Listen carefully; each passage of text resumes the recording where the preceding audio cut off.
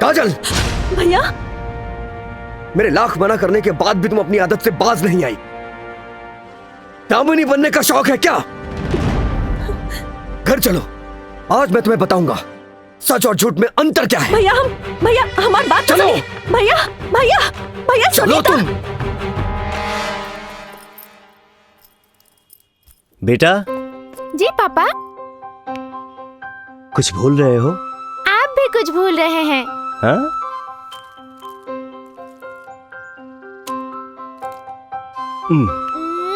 I love you पापा। Love you two मेरा बेटा। बाय पापा। ए पहुना यही मिथिले में रहोना, जवन मजा बा ससुरारी में तुम मजा बा कहूना। अरे ये सब तो मुरझा जाता हूँ। अरे रामू, ठीक से पौधों में पानी दिहल करो, नहीं तो साहब की नजर जिस दिन पड़ गई ना, उस दिन तुम भी मुरझा जाओगे। लड्डू भैया, हाँ हम दूध लेके आओ तनी। हाँ जल्दी लेके आओ। साहब भी सबके सुकुआर रख ले बाड़े, सब काम हम ही के करे के पड़ेला।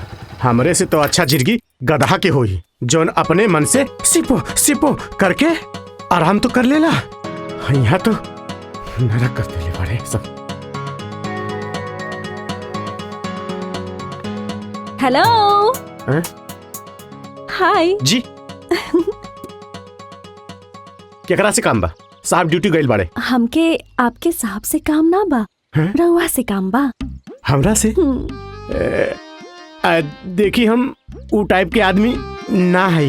अच्छा, तो रउआ कौन टाइप के आदमी है?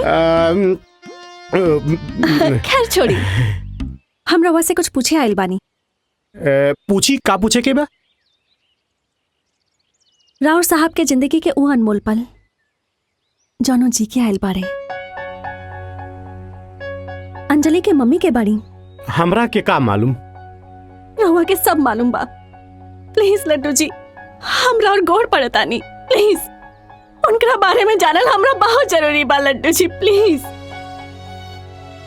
प्लीज लड्डू जी, प्लीज लड्डू जी। रहुआ के अंजलि के कसम,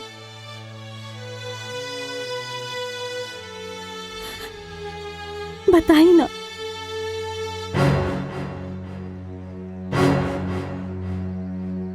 तब एसपी साहब के नया नया पोस्टिंग औरंगाबाद भेज रहे। जी हाँ, यही वो बिल्डिंग है जहाँ से गिरने से कई लेबरों की जान चली गई है। ये लापरवाही निश्चित तौर पे बिल्डर की ही है, पर राज्य प्रशासन अब तक चुप है। आखिर क्यों? आगे की जानकारी के लिए मेरे साथ बने रहिए। कैमरामैन दिलसाद के साथ मैं शोभना।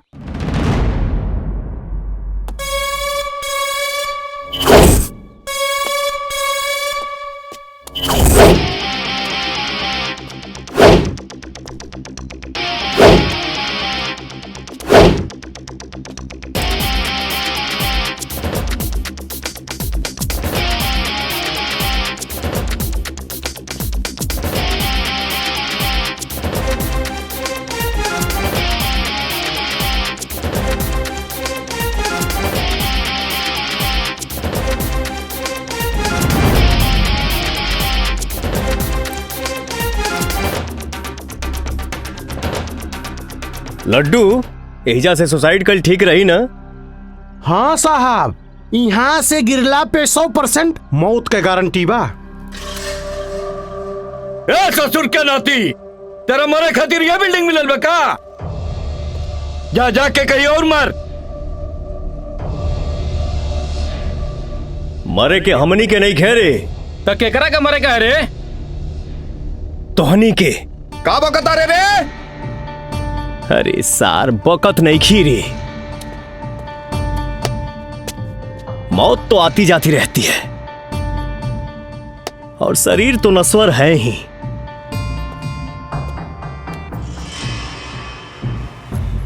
गीता के 18वें अध्याय में लिखा है, समर मरण अतिसुर सर तीरा, राम काज क्षण भंग शरीरा। सरकारी कुकुर लगत हवे, बोटी के तलाश में आइल हवे। बोल बोल कितना चाहिए, आगे पीछे दुम हिलावे के। आंख खोल के देख, यमराज हूं मैं, और यमराज घुस लेता तो लादेन भी आज जिंदा होता।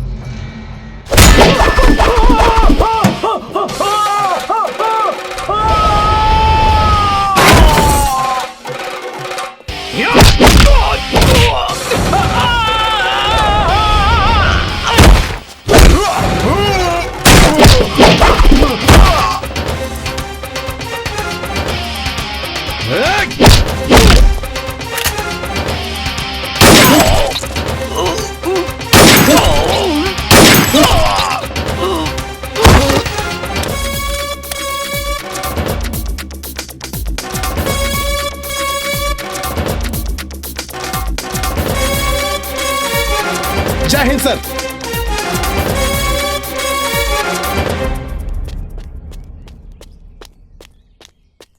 भैया अर्जेंट फोन बा, लाइन पे बाड़े। भैया बहुत बड़ा दुर्घटना हो गई। राउत बड़का भाई के केहू मुआ देले बा। पता लगोले पे पता चलल है कि कोनो नया एसीपी आइल बा, जेकर नाम राजा बा।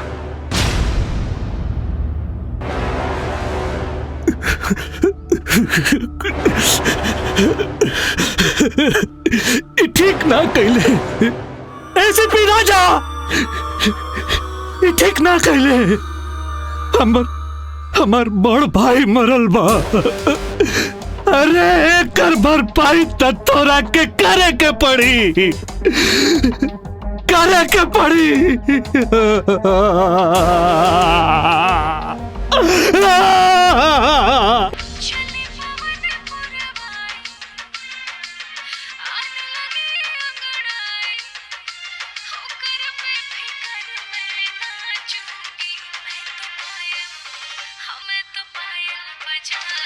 लड्डू, कितना अच्छा गाना बाना।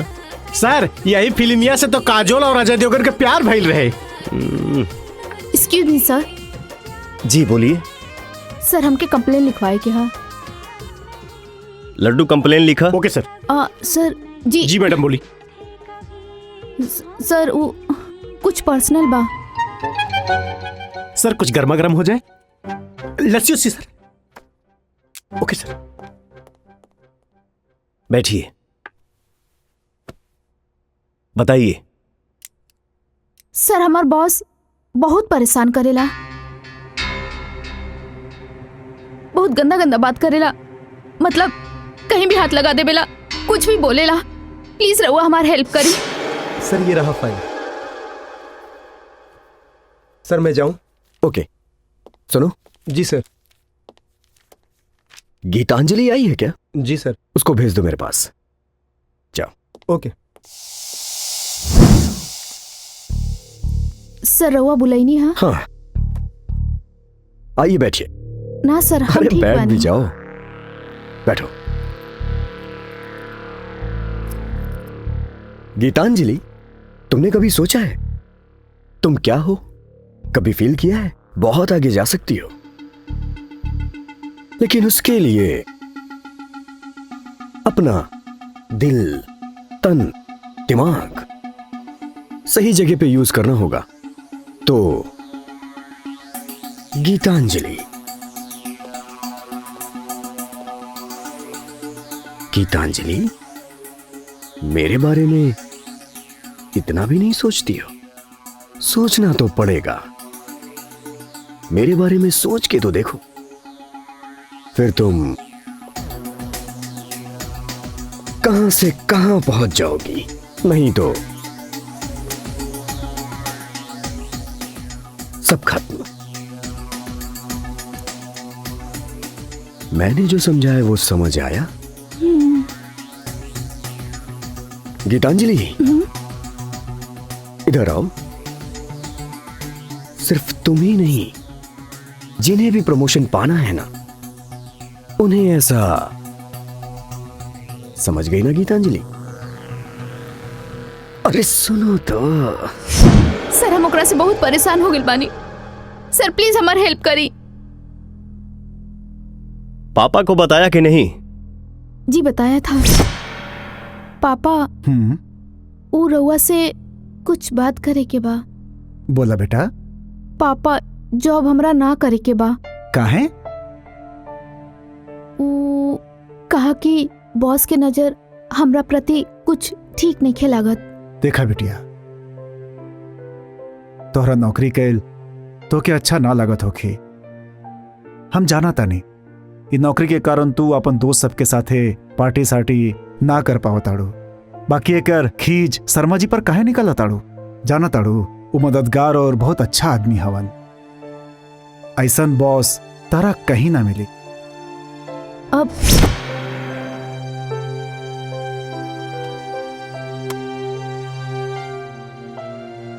कंप्लेन लिखवाने की जरूरत नहीं है। आपकी प्रॉब्लम बहुत जल्द सॉल्व होगी। आप जाइए। थैंक यू सर।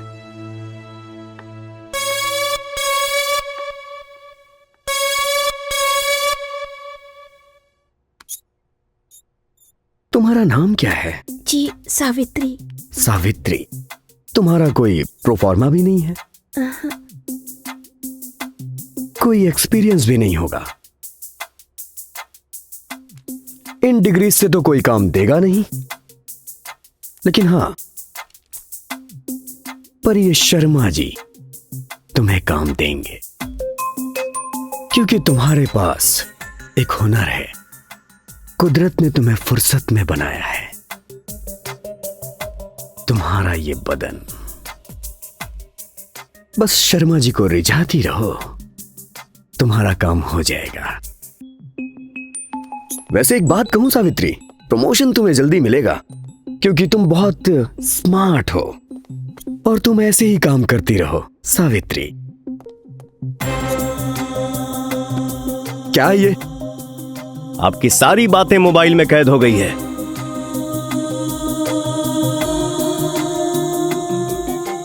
और इससे पहले भी आपने अपने एम्प्लॉय गीतांजलि को परेशान किया था। अब अगर ऐसी दोबारा हरकत की तो लॉकअप में डाल के इतना ठोकूंगा कि समझ गए ना? सॉरी सर, अब ऐसी गलती नहीं होगी। आप ये डिलीट कर दीजिए। मैंने कुछ भी नहीं किया सर, अब ऐसा नहीं करूंगा। आप ये डिलीट कर दीजिए। ओके, बाय। सर, आपने बुलाया? अरे गीतांजलि जी, आइए बैठिए। नहीं सर, मैं यही ठीक हूँ। बैठिए ना। जी थैंक यू। अरे बैठ भी जाइए। अरे कहाँ चली गई थी आप? गीतांजलि बहन, आपकी पोस्ट अभी भी खाली है। मैंने किसी को नहीं दी है, वो सिर्फ आपके लिए ही है। बहन, क्या लेंगी आप? चाय या ठंडा? जी नहीं, हम ये सब ना पिए नहीं। नहीं नहीं, कुछ तो लीजिए। ओके। आज तो बॉस बदलल लगातारन, का बात बा? ओहो, आपकी प्रॉब्लम बहुत जल्द सॉल्व होगी। आप जाइए। हाँ, ओ, अब आए लूट पहाड़ के नीचे। हेलो, कौन? जी हम गीतांजलि। वो कह रहे ना कि रवा सब मिल के थैंक यू बोले चाहत रहनी। अरे ये तो आप फोन पे भी बोल सकती हैं। हाँ, बोल तो सके नहीं, लेकिन वो का बाना रवा हमारी इतना मदद कई नहीं, तो फोन पे थैंक्स बोले अच्छा ना लगी ना, इससे मिल के बोले चाहता नहीं। बताइए कहाँ मिलना है? वो हम कल बताई, हम रवा के फोन करब और टाइम और जगह दोनों बता दे। ठीक है, बाय।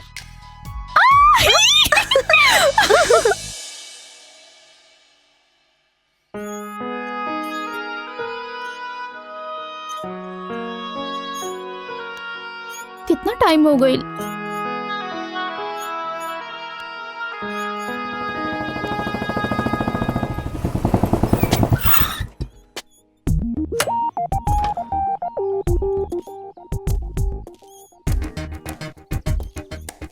हमके काहे ला बोलौलू हा? अब अरे वाह, रवा से हम हंस के बात का कर लेनी, राउर तो भावे बढ़ गई। हमार वक्त बहुत कीमती बा। जल्दी बताओ। बस फालतू में राउर माथा चाटे खातिर। त चाटा, लेकिन माथा चाटे खातिर भी नॉलेज चाहिए।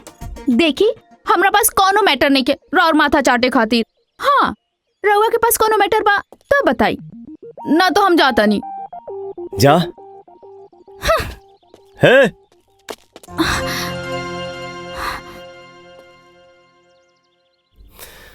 तुहारू पंछोछुर चाय हमके बड़ी अच्छा लागल। कब तक दुकान के चाय पीते रहा? ऐसे सोचनी है कि एगो बनावे वाली मिल जाई तो परमानेंट मामला सेट हो जाए। हमसे ब्याह करबू